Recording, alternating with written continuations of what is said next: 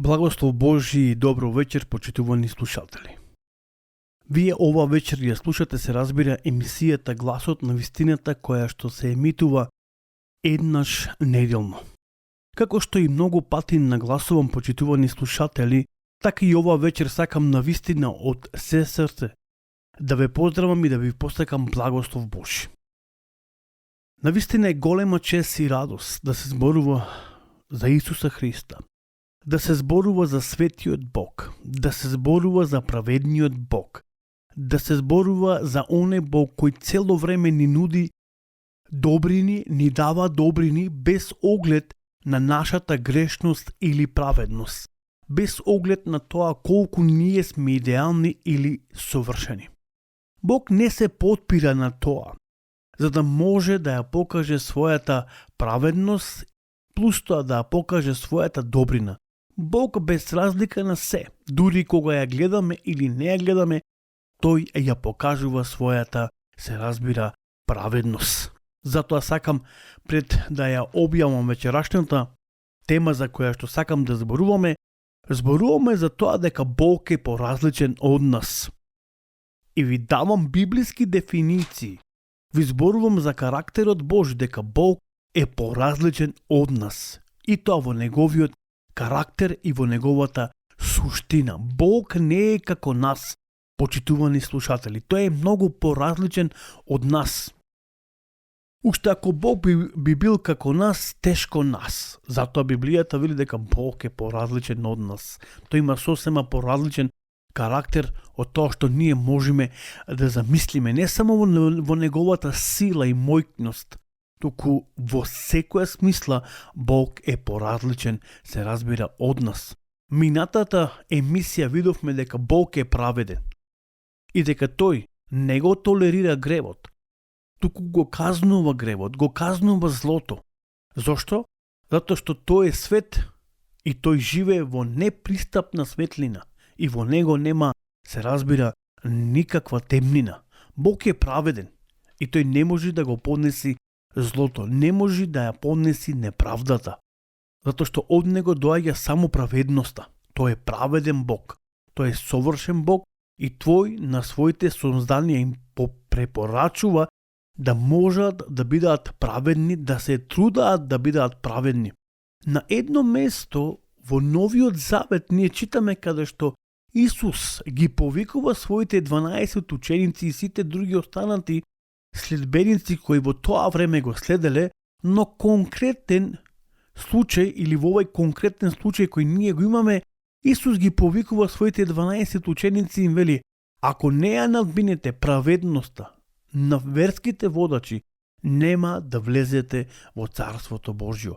Библијата бара од нас со помош Божја, со помош на Духот Свети, со некој ни помага да можеме да живееме еден праведен и свет живот. Затоа што праведните ќе ја наследат земјата, поточно ќе го наследат животот вечен. Ова вечер, почитувани слушатели, сакам да зборуваме за тоа дека Бог покрај неговата праведност, покрај неговата светост и добрина, тој е семилостив. Бог е семилостив. Им помага на оние кои што се наоѓаат во нужда, им проштева на оние кои што се каат за нивниот направен грев. Значи, Бог им помага на сите оние кои го барат, на сите оние кои се во потреба. Зошто? Заради милоста Божја. Кога ќе го читаме Новиот Завет, точно во Новиот Завет, ќе ја видиме милоста Божја на тој практичен начин преку Исуса Христа, нашиот Господ и Спасител. Затоа што вратата на милоста е точно Христос, Божиот Син, кој пред 2000 години дојде на оваа земја и живееше, и преку него можеме да ја видиме таа милост Божја. Зошто? Затоа што тој направи откуп за нас, ги плати нашите гревови. И на таков начин можеме да ја видиме, се разбира, милоста Божја. Но им проштева на оние кои што бараат од него да им биде простено. Тој е милостив. Ако денеска одлучиш да клекнеш пред Господа, да се покаеш, Бог ќе ти прости. Бог ќе ти прости заради неговата милост. Бог ќе ти прости заради неговиот син Исус Христос. Ќе видиме како Бог се однесува кон човекот според неговата милост. Почитувани слушатели, она што сакам постојано да го апелирам, а тоа е дека преку милоста Божја ние стануваме деца Божји. Нам ни е дадена можност и верувајте ми дека таа ни е единствената шанса, милоста Божја. Се милостивиот Бог кој ни ја дава преку Исус Христос, за да можеме да бидеме наследници на Царството, се разбира, Божјо. Затоа треба оваа шанса да ја искористиме, затоа што се уште вратата на милоста е отворена за грешниците. Но Библијата зборува дека ќе дојде ден кога оваа врата на милост, ќе биде затворена.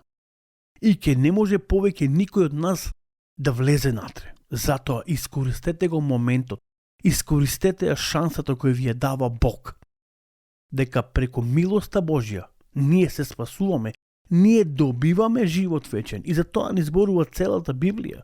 Новиот завет, апостолите, пророците, па дури самиот Христос ни зборува дека Господ сепак ни простува и ни дава можност преку милоста Божја. Бог ја покажува својата милост. Зошто? Затоа што тој е изворот на милоста. Бог од никаде друго место не ја црпи и не ја бара милоста. Тој самиот е милостив. Тој е изворот, се разбира, на милоста за која што самото Свето писмо ни зборува. Еве што ни вели псалмистот Давид во 36-тиот псалм. Господи, Твојата милост е до небесата и Твојата вистина е до облаците. На некој начин, символичен начин, псалмистот Давид сака да ја опише големината на милоста Божја. До каде е милоста Божја? И тој вели Твојата милост, Господи, е до небесата. Макар што овдека е напишано метафоричко, Библијата ќе видиме подосна зборува дека милоста Божја нема граници. Таа не познава граници и не може да се мери, ниту има волуме. Таа не е ограничена, таа е совршена, затоа што доаѓа преку Бог кој е извор, се разбира, на милоста. Почитувани слушатели, чувството на наклонетост, нежност кон некого во христијанската теологија се вика дар Божи и спасување на грешникот. Еве да видиме што ни зборува, се разбира, апостолот Павле до Ефесијаните 2 глава по прашање на милоста или благодата Божја. Ке отвориме заедно во 2 глава и ке читаме од 1 до 10. И вас кои бевте мртви поради вашите престапи и гребови, во кои живеевте некогаш според животот на овој свет, согласно со кнезот на воздухот, односно на духот кој сега действува во синовите на неверието, меѓу кои и ние сте некогаш живееле според телесните жилби, извршувајќи ги походите на телото и на помислите, и по природа бевме како и другите чеда на гневот. Но Бог кој е богат со милост, поради големата негова љубов со која не засака, иако бевме мртви поради гревовите наши, не оживеа во Христос и не воскрсна со Него и не постави на небесата во Исуса Христа, за да им покаже на идните векови преизобилство, богатство на својата благодат во добрината која над нас е преку Исуса Христа. Зошто по благодат сте спасени преку верата. Тоа не е од вас, туку дар Божи, не од дела, за да некој не се пофали. Зошто ние сме Негова творба, создание во Исуса Христа за добри дела, што Бог ги предупредил или определил уште од порано да живееме во нив. Еве како Павле зборува како Бог ја покажува својата милост, како човекот, како грешникот денес се спасува. Тој се спасува само, се разбира, преку неговата милост Божја. И затоа Павле зборува. Знаете, кога ќе го видиме животот на апостола Павле, како тој бил втемелен во Бога, каде била неговата вера, ќе видиме дека Павле бил законник и бил човек кој бил растен пред еден човек, учен човек во законот и бил фарисеј. Се викал Гамалил, па дури и Павле бил фарисеј и сметал дека со таквите постапки дека тој му годи на Бога, заборавил на милоста Божја. И затоа многу пати во неговите писма Павле зборува за милоста пред се која се појавува, за таа благонаклоност која се најавува врз неговиот живот. Тој зборува дека Божјата благодат се јави првенствено преку него или во него Бог ја покажа преку Исуса Христа, нашиот, се разбира, Господ и Спасител. Еве што ни е запишано во Римјаните 3 глава 24 стих. Но поради својата милост, благонаклоност, Бог не прогласува за праведни, оправдани и подарени преку откупо што е за нашите греови кој го плати Исус Христос. Внимавајте, почитувани слушатели. Поради својата милост и благонаклоност, Бог не прогласи за праведни. Ние не сме праведни заради нашите добри дела. Ние се оправдуваме преку таа благодат или милост која гледаме или ни е дадена, се разбира, преку Исуса Христа. Преку милоста Божја ние се спасуваме, за која што целиот Нов Завет зборува.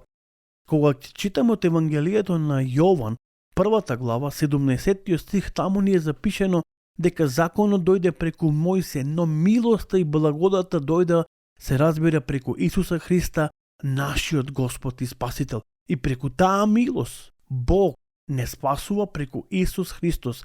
Бог преку таа милост не откупи и не приближи преку таа жртвена или преку тоа жртвено јагне Христос да бидеме поблизу, се разбира, до Него. Затоа што писмото вели, вие кои бевте далеку, сега сте близко преку милоста Божја. И затоа ние живееме преку милоста Божја и не смееме да заборавиме за милоста Божја и за благодата која што се покажува секојдневно над секого еден од нас. Колкава е таа милост Божја. Ако даде Господ во наредната, се разбира, емисија ќе зборуваме по ова прашање, а колкава е милоста Божја. Почитувани слушатели, барем јас неколку години наназад, од прилика 26-7 години, проучувајќи го неговиот збор, не наодов или не најдов на тоа колкава е неговата милост. Само знам дека таа милост која капе врз нашиот живот секојдневно, како роса утринска, го благословува нашиот живот и Бог преку милоста Божја, тој сака да не благослови. И Бог не благослови со тоа што ни обезбеди живот вечен, затоа што тоа е дар Божи. Ние сме спасени преку, како што кажав, милоста Божја. Наредната емисија ќе зборуваме за милоста и благодата Божја. Но ако даде Господ, се разбира, да бидеме здрави и живи. Имајте убава и благословена вечер и се разбира, се слушаме наредната емисија, емисијата Гласот на вистината. Не заборавајте и благодарете оваа вечер за благодата и милоста Божја, која Бог ја покажува над вас, над вашето семејство, над вашите деца. Пријатна вечер и имајте мирен сон.